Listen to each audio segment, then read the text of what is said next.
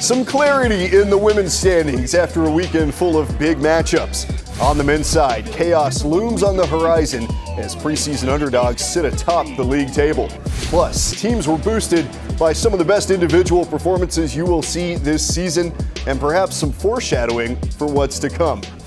We welcome you to another edition of Summit League Spotlight. He's Darron, Wallace. I'm Kienan, Dixon. Man, what a week we just had. South Dakota State and North Dakota State made statements in women's hoops and remain unbeaten in league play. Darron, the Jackrabbits have beaten all three opponents by at least 18 points. They really do look like the best team in this league. Yeah, there were some questions coming into this year about just how good they'd be after all the talent they'd have to replace. They've made some statements early on in league play, but also don't sleep on the Tommies. St. Thomas, a really impressive win over the weekend. We'll get to that a little bit later. But the women's side at the top, really good basketball being played. Really, really good basketball. On the men's side, Denver was selected last in the preseason poll. Omaha was selected 7th. Both are in the top 4 right now. And it seems like it's very jumbled up on the men's side. Yeah, if you were to ask anyone what the league's standings would look like after the second weekend, I'm sure no one would have Denver or Omaha near the top. St. Thomas even, a team that, for as well as they played against an ORU team that ended up, looking really good in the tournament, or rather, looking really good in the Summit League tournament before they went on to the NCAA tournament. They played them really close, and the expectations for them coming into the season were relatively low. So 3 teams up near the top that you might be like, oh my goodness, how are they up there? But I think if you really follow this league and follow these teams, no surprises. There's a lot of talent on the men's side this year, and it's really showed early on. A ton of parity in this league this year as well. Opposite of what we've seen the last 2 seasons after Oral Roberts and South Dakota State ran through the league the last 2 years. Well, it's been some individual efforts that have carried some of those teams, and they really stood out over the past weekend. Zeke Mayo with 25 and a game winner at St. Thomas. Talia Jones, 37 points. Tommy Bruner continues to lead the nation in scoring. Casey Moravich with the triple-double. And Frankie Fiddler continues to cement his name as a star in this league. Yeah, Casey Moravich, after the game, after the triple-double she had, she said, I feel like Caitlin Clark. I think that just goes to show, for one, just the influence that a Caitlin Clark has, but, just the type of talent that Casey Moravich is, that even in a year where she's struggled a bit, she's had some injuries, she's missed some time, and maybe her numbers might not jump out at you like they did a year ago, she found a way to contribute to her team's winning, which, they've kind of needed to get on the up and up a little bit early on in the year, but I think they can maybe turn a corner with her getting healthy and really getting back to form. But you talk about Tommy Bruner as well. I mean, continuing to lead the nation in scoring, that's huge. I mean, he's a tremendous talent, does it all for this Denver team who, like we mentioned, sitting atop the Summit League standings on the men's side, or close to it, rather. Right. They are unbelievably blowing the expectations that everyone had for them, and a lot of that is due in large part to what he's been doing on the offensive side of the court. Yeah, Denver sitting a half game back on the men's side. We'll get to the standings later. Tommy Bruner, 25.5 points per game, has sustained as the top scorer in the country for the last couple of months, really. Let's take a look at some of those top games from the past week. We'll start in the Twin Cities on Thursday. Full house on a frozen day in St. Paul. Mid-major game of the day between South Dakota State and St. Thomas. And it lived up to the billing for all 40 minutes of this one, as it often does in college hoops. However, this one came down to free throws, and it came down to missed free throws. Zeke Mayo grabs a Raheem Anthony miss with 16 seconds, brings it up the left side, takes a fake screen from Luke Apple, and drives in for the 10-foot floater. Cash. Anthony, with 6 seconds, brings it up the court. Under pressure, gets a shot off, but it hits back iron, and that'll do it. Mayo gets to 25 points with the big late-game bucket and avenges South Dakota State's January loss at St. Thomas a year ago. The junior also added 9 rebounds in the 81-80 win. Yeah, I mean, Raheem Anthony is going to be kicking himself, because you got to think if you at least get one there, you knock down one free throw, you at least maybe get to overtime if SDSU plays for the tie and goes for the 2 like they did. I think maybe had he made, both free throws, and now you got to go for a 3 for the win if you're SDSU, instead of maybe deciding between that or a 2 for the tie, it's a completely different situation. But give all the credit to Zeke Mayo. I mean, there was someone in the crowd with a hat that they said it was all his fault why he went off. I'm sure the St. Thomas fans won't want to see him in Sioux Falls at the Summit League tournament, because once that guy got under Zeke Mayo's skin, Zeke went off. So huge credit to him, and huge credit to South Dakota State with a big win on the road. Yeah, that clutch performance. I mean, Zeke Mayo did it. Dame Dalla did it over the weekend. Damian Lillard, Zeke Mayo's mentor that he worked with over the summer. On the women's side, a big performance, ORU, South Dakota. Yeah, I mean, I was there, myself, Jay Elson. It was a really great game, but I think when USD looks at this one, or rather when they looked at it immediately after, this was a game that they felt they let it slip away. I mean, Talia Jones was the star when you look at the box score. Obviously, 37 points, she lit it up. But USD, they turned the ball over more than 20 times. That's typically not a good recipe for success. And after the game, Kayla Karia said, we just don't seem to have that killer instinct we need where we can hit big shots and put teams away. Late in the third quarter, they went on a run, on a 5-0 run to push their lead out from 53 to 50 to 58 to 50. So they're up by 8 going into the fourth quarter, but they never were able to really put them away, go up by double digits. And ORU actually clawed back near the end of the third quarter to cut into that deficit. And then in the fourth quarter, it was all Talia Jones and Hannah Cooper, who was held mostly in check during the game, but down the stretch when they needed big buckets, Hannah Cooper just simply wouldn't be denied. She took anyone one-on-one off the dribble, was able to get huge buckets down the stretch, and ORU kind of feels like they stole one on the road, Kienan. Big performance, 37 points. Obviously, the individual effort, you look at that, and it's hard to overlook it, but, I mean, you talk about the killer instinct. Who's going to be that shot taker? There's talent for South Dakota. Can they figure it out? They had one game last week, a little bit of time off. Now you come into this week. We'll talk about their 2 games coming up in just a little bit, but it was Omaha, North Dakota on the women's side as well. And Casey Borovich, it was her show all night. 20 points, 12 rebounds, 10 assists for the Summit League's preseason player of the year. And her Fighting Hawks went on to win 100-75. They've won 3 of their last 4. After losing 5 straight. This was a team that it seemed like it was going in the wrong direction. They lost to a non-Division I, and they were struggling going into that Christmas time. They came back and a little bit of extra juice, maybe a little extra gravy on the mashed potatoes at Christmas. Yeah, I think some of that consistency of just having Casey, in the lineup, getting back to herself. Like I mentioned, she did miss a little bit of time during non-conference play, which that can be tough. But I think it also, in the long run, it helps your team out. And I think you're seeing right now the result of that is when different players have to step up and maybe be asked to do more than they normally would when you're essentially your star and best player is out. Down the stretch, once they're back in the lineup and integrated, everyone else is used to having a bigger role so that when their load lightens, they can play even better. So North Dakota, I know it might have looked grim for them after losing 5 straight, but then you mentioned they win 3 of their last 4. We're heading into the meat of the Summit League play, of Summit League Conference play.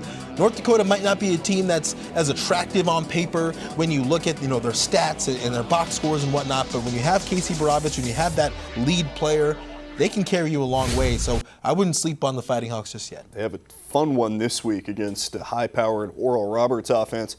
And I mean, it was them again on the women's side, except on the wrong end. Yeah, it was an eventful Saturday afternoon in general, but that game in particular, ORU and St. Thomas came down to, all the stuff that happened before the third quarter seems almost non-existent. ORU found themselves on kind of the flip side of their game at USD on Thursday, though. So they have 2 road games over the weekend.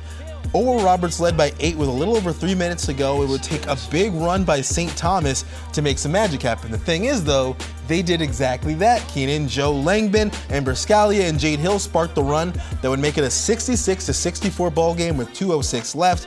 But then it was all Jade Hill for the Tommies down the stretch. She scored 8 straight points, including the buzzer-beating 3-pointer to give St. Thomas the lead with 0.1 seconds to go, and ultimately the win, ORU wasn't able to do anything with that 0.1 second. So huge win for Ruth Sin and company, because they were a team going into the weekend that I thought they could really cement themselves as a top team on the women's side, and it looked grim for them down the stretch, but somehow magically, thanks to Jade Hill, Joe Langbin, and Amber Scalia, they were able to overcome that 8-point deficit near the end and really pull off almost a miracle win. I mean, 3-1 start to league play. I don't know if anyone was necessarily expecting this from St. Thomas right now. After the season they had a year ago, they brought back most of the same players. The roster looked the same, but it goes to a testament of Ruth Sin's coaching ability, and she's done it for years. Yeah, she's one of the best in the biz. And another who's one of the best in the biz, also right there in St. Paul. After that heartbreaker at home on Thursday to South Dakota State, the professor, Johnny Tower, took his St. Thomas side to Tulsa for a rematch of last season's Summit League semifinal against Oral Roberts and Kendall Blue. Johnny Lee and Drake Dobbs combined for 49 points, Parker Brooklyn added another 10 and lead bagged 16 points coming off the bench, looking like Lou Will out there. 87-76, the win for St. Thomas over the reigning champs on the road. A massive win after that loss at home. I mean, this is probably one of the biggest wins that St. Thomas has had in program history. Yeah, it says a lot about the resiliency of that team. It probably would have been easy to go on the road to an Oral Roberts team who's, they're also trying to find their footing as well and could have found their footing against a top team at home. But St. Thomas, they weren't deterred. They went in there, they took care of business. They went convincingly too. It's not like they just escaped. It might have been easy to just kind of lay down after the loss that they suffered on Thursday. They bounce right back. They get a huge win. Credit to Johnny Tower and the job that he's able to do with those guys over there. Yeah, his coaching ability has been sensational, and we see it week after week up at St. Thomas and the success that they've had with that squad that's been pieced together over the last couple of years. Right, but back over staying on the men's side, one of our favorite players that we love talking about, Frankie Fiddler, and what a game it was. It was another barn burner. It seems you've had a lot of overtime games coming down the wire early on in this Summit League play and even the Big Sky Summit League Challenge. But North Dakota State and Omaha was a game that went to overtime, and it kind of sums up the state of NDSU and Omaha basketball right now. North Dakota State, they get almost its entirety of their production from its returners, and Bowden Scumber, Damari Wheeler-Thomas, and Jakari White. Outside of that, it's a lot of question marks and inexperience in closing games, and that would come back to bite them as the Bison. They weren't able to really put the Mavericks away. Omaha forces OT, and then they go to OT, and it's just the Frankie Fiddler show. Frankie Fiddler, we laughed at him a few years ago. Not really necessarily laughed at him, but it just seemed preposterous at the time that a player on a team like Omaha who hadn't really proven themselves as far as results in the Summit League, there's no way they could have one of the best players in the league. But I think this year, he's done more than enough to shut every doubter up. 34 points, 11 for 19 from the floor. He's been a leader for them and playing as good as anybody, not just in the Summit League, but in this whole country, Keenan. I mean, Frankie Fiddler has been every bit as good as advertised, and huge credit to Chris Crutchfield because in this second year with this team, he said that last year they had a lot of guys in their first year playing Division I basketball, but you're seeing just how much that 1 year of experience can go, and they look like a much different type of program right now. Man, it's massive, and Frankie Fiddler has been sensational, averaging 30.5 points per game in Summit League play, dominating. Another player that's dominating is Tommy Bruner. A year ago, Denver held an 18-point lead over South Dakota State at home with 14 minutes left. The Jackrabbits roared back, outscoring the Pios 39-16 to come back and win on the road in a key February victory. On Saturday, it was similar, but this time Denver didn't take their foot off the gas, scoring 99 points in the 99-80 win over South Dakota State. Tommy Bruner scored 26. Lopez San Vicente added 23 in Denver's first win over the Jacks since 2017.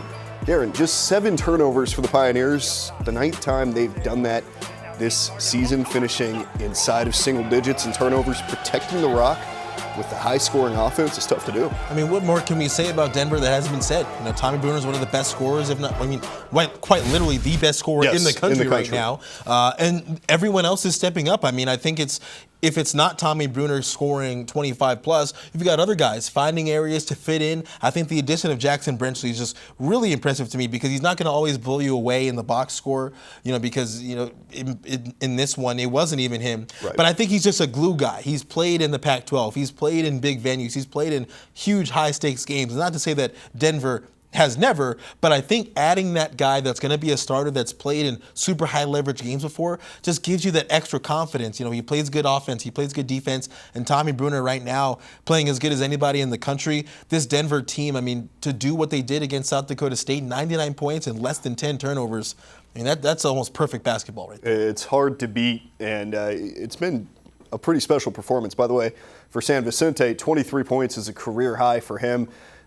It seems like they always have someone new notching a career high. Let's look at the current Summit League standings after 2 weeks of play. St. Thomas and Omaha are at the top on the men's side at 3-1, followed closely by Denver and South Dakota State at 2-1. Reigning champs Oral Roberts are 2-2 after their losses to Kansas City and St. Thomas. And I think it goes without saying the real surprises here are Denver and Omaha.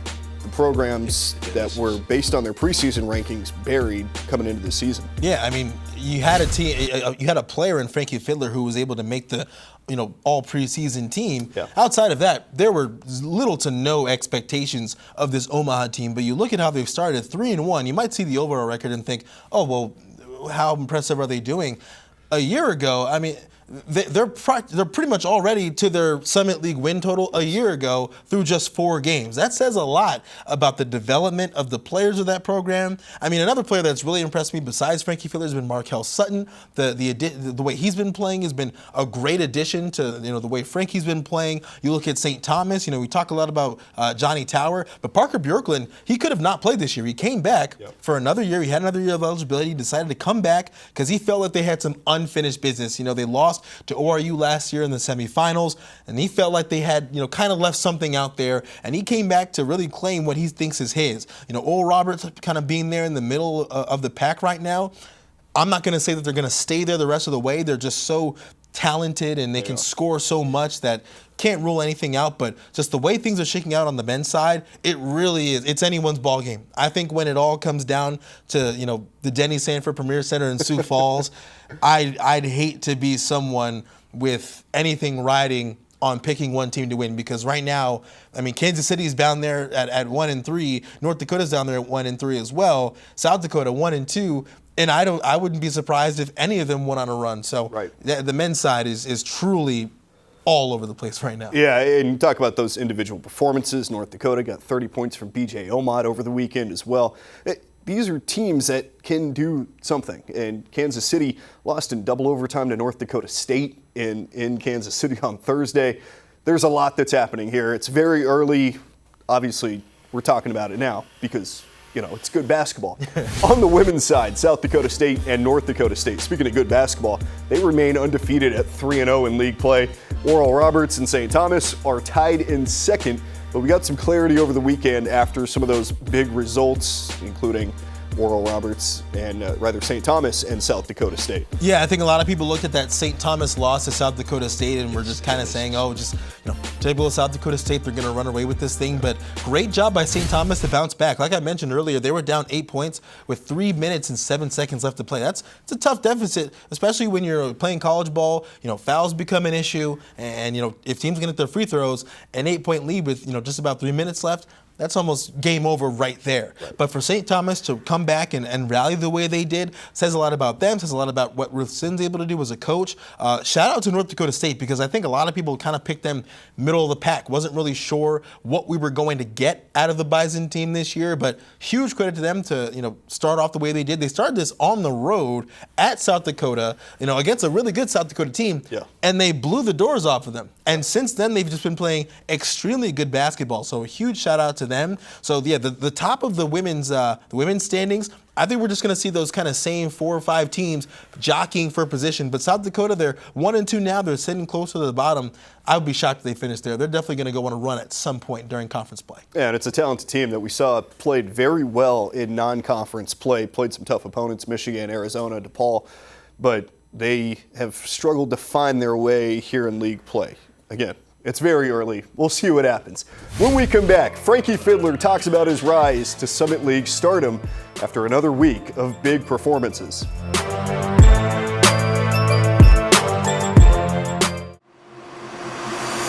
Get ready, we're ballin'. You go right, I go left. Put it work, drippin' sweat, ain't even halftime yet. We're ballin'. Bounce 'em out the floor, with 'em, check the score. Yeah, we get 'em, they ain't even know what hit 'em. We're ballin'. They wanna get like me. You better turn this thing up a couple 100 degrees. We're ballin'. I got glory in my bones, now don't let me into my zone. From the first shot to the final buzzer, don't miss a moment of the Summit League basketball season. Midco Sports Plus is the streaming home for all your Summit League teams. Subscribe today for exclusive content, expert team analysis, complete game coverage, and every single minute of Summit League action. Subscribe and watch at midcosportsplus.com. The Ticket Smarter Peak Performers of the Week have been named in the Summit League. North Dakota's Casey Borovich after her triple-double on Thursday, and Frankie Fiddler from Omaha earned the award after his big week that included 2 key wins for the Mavericks. Both players have settled in and have been playing at different levels since the start of league play. Borovich is up to 20 points per game, while Fiddler is averaging 30 points through 4 league contests. During the 2019 NBA playoffs, Draymond Green proudly proclaimed that he is the best defender in the NBA. It was a statement that was received with immediate criticism. He responded the next day saying, quote, "As a competitor, you're trying to do something meaningful. If you don't have that mindset that you're the best ever, you've failed already." 16 months ago, Frankie Fiddler declared that he believed he is the best player in the Summit League. In a league that included an All-American and NBA draft hopefuls, perhaps Fiddler was just a year early. Still, it's that mindset that has allowed him to take the reins of an upstart Omaha team and push them to first place in the Summit League. Like Draymond Green, Fiddler has played with that confidence on his sleeve, and he's making a real case at being the best in the Summit. Drives through the lane, hands it off. Fiddler, a long three is good, and Frankie got fouled. In an article that you wrote, you talked about being from the Omaha area and growing up and kind of seeing the transition from Division II to Division I. You personally are kind of taking this program to the next level. What has happened this year in terms of your confidence that has allowed your game to rise to this level? Fiddler, who's had the ball in his hands a lot, deep three, left wing, good! My mindset this offseason has just changed from previous years. I wanted to, be the guy that, I've said it before, be the guy that gets this team to the tournament. Fiddler, left wing three, good! Frankie's got 30! We're capable of making a big jump this year, and I think, the past 2 months, we've actually, as a team, finally starting to believe it, and I think that's a big part of why we're playing so good right now. The quote where you said that you're one of the best players in the conference, you're playing like it right now. That was 16 months ago that you said that. I matured a lot. I still think that, but at the end of the day, you have to prove it, and I think that's what my mindset is now, is not just talking. You go out and show teams and show, everyone in the league that you're one of the top players. And Fiddler was just named one of the 5 Oscar Robinson National Players of the Week after 63 points and 19 rebounds in Omaha's 2 wins over North Dakota and North Dakota State. We talked about it earlier in the show, but he's been incredible this season, and his 30 points per game in Summit League play lead the league by a large margin. Yeah, I mean, he believes he's the best player in the conference, and he's showing it this year. And I got nothing but respect and honestly, admiration for what he's been able to do, because this is an Omaha team that, like we've said, came into the year with almost no expectations, but they find themselves sitting at second place on the men's side, second behind St. Thomas, who, again, a really good team there. But Frankie Fiddler's been leading a team that's been playing well above, punching well above their expected weight. And, I just got nothing but respect for him. And also a huge shout out to Chris Crutchfield, because this is, a lot of times you don't see that second year leap sometimes in teams. But right now they seem to be making it. We're seeing a lot of teams make some of those second year leaps. We'll talk a little bit more about that coming up as we preview Thursday's contests and the weekend ahead in the Summit. Get ready, we're ballin'. You go right, I go left. Put it work, drippin' sweat, ain't even halftime yet. We're ballin'. Bounce 'em out the floor, get 'em, check the score. Yeah, we get 'em, they ain't even know what hit 'em. We're ballin'. They wanna get like me. You better turn this thing up a couple 100 degrees. We're ballin'. I got glory in my bones, now don't let me into my zone. From the first shot to the final buzzer, don't miss a moment of the Summit League basketball season. Midco Sports Plus is the streaming home for all your Summit League teams. Subscribe today for exclusive content, expert team analysis, complete game coverage, and every single minute of Summit League action. Subscribe and watch at midcosportsplus.com. 7 o'clock starts across the board on Thursday, and all 16 games this week will air right here on Summit League Network, so plan accordingly. Here's the schedule on the women's side. The frontrunners in the league go on the road. South Dakota State will be at Omaha, while North Dakota State heads to Denver.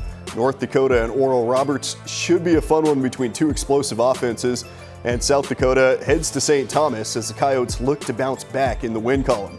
It's the same schedule on the men's side, just flipped home and road locations. Omaha at South Dakota State should be a fun battle between Zeke Mayo and Frankie Fiddler in Frost Arena. Oral Roberts heads to Grand Forks to play North Dakota. St. Thomas will be at South Dakota, and the nation's top scorer leads Denver to North Dakota State. Let's jump into some game previews for the women. South Dakota State on the road at Omaha. A championship game rematch from a year ago. Grace Cave versus Paige Meyer at the guard position. This should be a good one. Yeah, it should be good. I mean, Omaha, a little bit down right now, but I think just with what we expect from them come postseason time, because I think everyone's kind of come to realize that Omaha's one of those teams where what they do during conference play doesn't always translate into what they're going to do in postseason play. And I mean that in a good way, where they could be maybe near the bottom, but they'll somehow go on a run come March. So should be interesting, should be fun to watch. Grace Cave and a bunch of others missed their last game, so hopefully they'll be back for this one, and it should be a good one. Omaha went from the sixth place position, from the sixth seed in the Summit League tournament all the way to the championship game last year. North Dakota State heads to Denver to play a struggling Pios team. The Bison have hit their stride lately, and late look really good. Yeah, these are two teams going in opposite directions. I mean, North Dakota State, they look about as good as anybody. I know that they haven't played South Dakota State yet, but if you were to ask me who's playing the best in the Summit League on the women's side, it's the two of them. It's South Dakota State and North Dakota State. And North Dakota State was preseason picked kind of in the middle of the pack-ish area, so huge credit to them for what they've been able to do. On the other side, Denver, they're struggling. They just can't seem to find consistent offense, and they're turning the ball over a lot. Doja Woods, I have faith in her. She's shown that she has the ability to kind of rally the troops and get it together. Unfortunate, heartbreaking loss in the tournament last year, because I think they maybe could have had something going for them if they were able to get past KC, but two teams going in opposite directions, so it could be a get-right game for Denver, or it could possibly be a letdown for North Dakota State. And you mentioned that heartbreaking loss at the buzzer, the half-court shot from really a team of destiny in Kansas City last year. They ended up going to the semifinals from the 10 seed. Casey Borovich will take her explosive North Dakota offense to Tulsa to play a high-powered Oral Roberts team. ORU is coming off of that buzzer-beater loss at St. Thomas. How does a team bounce back like that against a good UND team? It'll be interesting. I think this is a North Dakota team that has a lot of confidence right now. With the way they've been playing, with the way Casey has been able to kind of get back into the lineup and find her footing, it'll be interesting. I don't think it's going to be maybe the walk in the park that you might think it would be on paper. And Oral Roberts, for as much as they were able to steal a win on Thursday in Vermilion, they essentially had the game stolen from them on Saturday. And I don't mean in the sense of bad calls or anything like that. St. Thomas, they had to rally and really just pull that out by a miracle, that win on Saturday afternoon. So should be an interesting one. Tough to call. I wouldn't exactly just say, it's going to be it's ORU's to lose per se, but I think it'll be an interesting game. If North Dakota shows up, wouldn't be surprised if it was a game that came down to the last couple of possessions. And this one could come down to the last couple of possessions as well. St. Thomas playing really well, winning 5 of their last 6 with their only blemish at South Dakota State. South Dakota stumbled at home to Oral Roberts last Thursday. Again, looking for that bounce back. They get that extra, it's almost like a mini bye built in, not having to play on Saturday. South Dakota, this is kind of a get-right opportunity for them. Yeah, Kayla Karius has been soul-searching, and what I mean by that is she said last week after losing Oral Roberts, we just need to find that killer instinct, hit that big shot, overcome that hump, because it was really a game where if they take that 8-point lead to maybe a 12-point lead, maybe ORU lays down. Maybe they don't keep fighting the way that they did, and maybe they get a win instead of a crushing loss. So this could be telling. I think if South Dakota wants to get back on track, because I said I expect them to finish near the top of the standings at the end of the year, this is one of those games they have to win. Playing a good team at home crowd with you. St. Thomas should be boosted, should be juiced up. Coming off that miraculous win on Saturday afternoon, so they're going to be pumped up and trying to steal one on the road, much like ORU did. So again, should be one that comes down to the last few possessions, and Coach Karius is going to be looking for that player who can hit that big shot and really put a team away. I don't think there's any doubt in Vermilion in this team that they still have a chance to go out and do something special this year and perhaps pick up a piece of hardware in Sioux Falls. This might be the game to circle on the calendar on the men's side. Frankie Fiddler is playing better than anyone in the league and really better than anyone in the country at the moment. And Zeke Mayo has been as clutch as it gets. This is going to be a fun one in Frost. Tough environment to go into if you're Omaha. Yeah, if you're on the road, it's always tough to play in Frost. The fans always show up. They're always engaged, and they really put on a show for their Jackrabbit teams. But Frankie Filler, if there's anyone that's built for it, it's him. I mean, no matter where the venue has been, I mean, averaging over 30 a game in conference play is incredibly tough to do because these are teams that are familiar with you. They play you twice a year. They watch a ton of film on you. Everyone knows what you're doing. They know all the results. But nonetheless, Frankie's showed up every single game. I'm really looking forward to that one. Should be a good battle between the two of them. And I think Chris Crutchfield, this could be a real signature win for him in his program and as a coach. It could be arguably the biggest win of his career if he's able to pull it off. And something that is to keep an eye on also is William Kyle III. He's been playing exceptional basketball lately.